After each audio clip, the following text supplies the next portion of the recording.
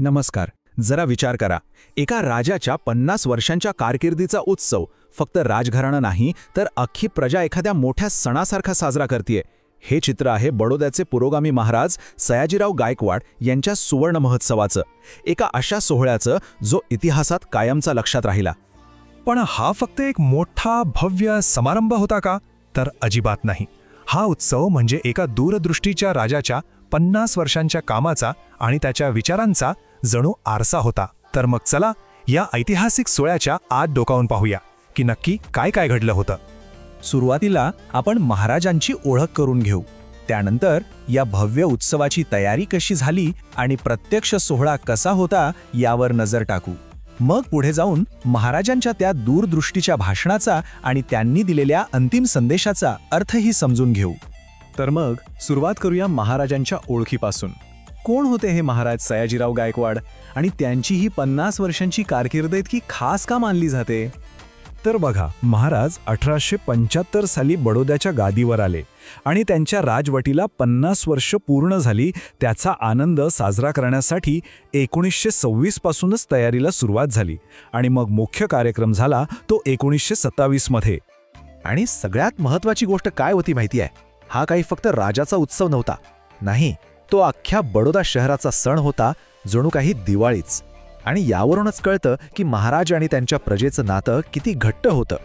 आता एवढा मोठा सोहळा आणि तोही लोकांच्या सहभागातून, म्हणजे तयारी तर जोरदारच असणार, नाही का? चला पाहूया या ऐतिहासिक उत्सवाची पायाभरणी कशी झाली.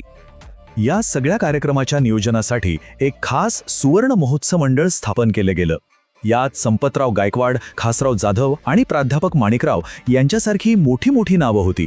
त्यांनी मिळून 4 दिवसांच्या कार्यक्रमांची एक मस्त रूपरेषा तयार केली आणि अख्खं बडोदा शहर दिग्यांनी, कमाणींनी अक्षरशः नवरीसारखं सजवलं होतं. आणि या सगळ्यात महाराजांची स्वतःची भावना काय होती? त्यांचे हे शब्द ऐका, किती मोठेपणा आहे यात. यशाचं सगळं श्रेय त्यांनी स्वतःकडे घेतलंच नाही, ते त्यांनी आपल्या प्रजेला आणि देवाला दिलं. यातून त्यांची विनम्रता आणि आपल्या लोकांबद्दलची कृतज्ञता अगदी स्पष्ट दिसते. ठीक आहे, तयारी तर एकदम जबरदस्त झाली होती, पण ज्या दिवशी तो मुख्य सोहळा होता त्या दिवशी बडोद्याचा उत्साह तर बघण्यासारखा होता. चला आपणही त्या वातावरणाचा थोडा अनुभव घेऊया. तो दिवस होता 19 जानेवारी 1927. अख्खं शहर ज्या क्षणाची वाट बघत होतं, तो भव्य मिरवणुकीचा दिवस उगवला होता. आणि या दिवसाची सुरुवात झाली एका अशा सलामीने जी कोणी कधी विसरणार नाही. सोहळ्याची सुरुवात कशी झाली माहितीये? महाराजांच्या राजवटीच्या प्रत्येक वर्षासाठी एक अशा तब्बल 50 तोफांची सलामी देण्यात आली. विचार करा फक्त, काय तो क्षण असेल. या मिरवणुकीचं मुख्य आकर्षण अर्थातच राजघराणं होतं. महाराज, महाराणी आणि युवराज हे सगळे एका भव्य सुंदर चांदीच्या अंबारीत बसले होते. ही मिरवणूक सजवलेल्या रस्त्यांवरून पुढे जात होती आणि रस्त्याच्या दोन्ही बाजूंना हजारो लोक, अक्षरशः हजारो लोक आपल्या लाडक्या राजावर शुभेच्छांचा वर्षाव करत होते.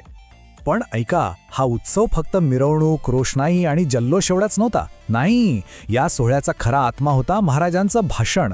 आणि या भाषणात त्यांनी फक्त भूतकाळाबद्दल नाही तर भविष्यासाठी एक मोठी दूरदृष्टी मांडली होती. त्यांच्या भाषणातला सगळ्यात महत्त्वाचा आणि खरं तर क्रांतिकारी विचार कोणता असेल तर तो होता राष्ट्रीय एकात्मतेचा. एक गोष्ट लक्षात घ्या, तो काळ असा होता की देश वेगवेगळ्या संस्थानांमध्ये विखुरलेला होता. अशा वेळी राष्ट्रीय एकीबद्दल बोलणं हे एका राजासाठी खूप मोठं आणि धाडसाचं पाऊल होतं. त्यांनी अगदी स्पष्ट शब्दात सांगितलं की आपण ही संकुचित जातीय दृष्टी टाकून राष्ट्रीय एकीकडे वाळले पाहिजे. हे फक्त एक वाक्य नव्हतं, हे एक आवाहन होतं की जातपात, धर्म या सगळ्या भिंती आता पाडून टाका आणि एक राष्ट्र म्हणून एकत्र या. यानंतर महाराजांनी दुसरा एक खूप महत्त्वाचा मुद्दा मांडला. ते म्हणाले की कोणत्याही राज्याची खरी ओळख तिथल्या मोठमोठ्या इमारती किंवा कारभारात नसते, तर ती तिथल्या कलेत आणि संस्कृतीत असते. त्यांनी बडोद्याला गुणवान रत्नांची खाण म्हटलं. त्यांच्या मते साहित्य, संगीत, कला, शिल्पकला हीच राज्याची खरी संपत्ती आहे. आणि म्हणूनच या कलावंतांचा सन्मान करणं हे राज्याचं कर्तव्य आहे, कारण हाच तर पुढच्या पिढीसाठी आपण ठेवून जाणारा खरा वारसा आहे.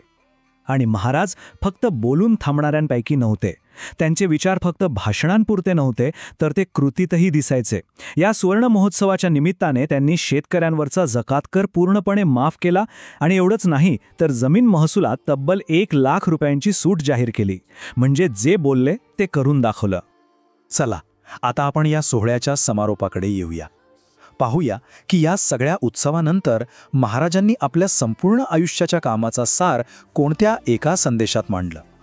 सगळी भाषणं झाली, सत्कार झाले, सगळा सोहळा पार पडला आणि त्यानंतर महाराजांनी अगदी शेवटी ते एक वाक्य सांगितलं जे त्यांच्या संपूर्ण आयुष्याचं, त्यांच्या कामाचं मूळ सूत्र होतं. त्यांनी विलियम शेक्सपियरचं एक वाक्य सांगितलं जे त्यांचं स्वतःचं ब्रीदवाक्य बनलं होतं. तुमची सर्व ध्येय तुमच्या देशासाठी, तुमच्या देवासाठी आणि सत्यासाठी असो. बघा, या एका वाक्यात त्यांच्या निस्वार्थ सेवेचं सगळं सार येऊन जातं. आणि हाच विचार आपल्याला एका खूप महत्त्वाच्या प्रश्नाकडे घेऊन येतो. एखाद्या नेत्याचा खरा वारसा कशात असतो? त्याच्या सत्तेत की त्याच्या सेवेत? महाराज सयाजीरावांचं आयुष्य ह्या प्रश्नाचे एक उत्तम उत्तर आहे. ह्यावर आपण सगळ्यांनीच खरं तर विचार करायला हवा.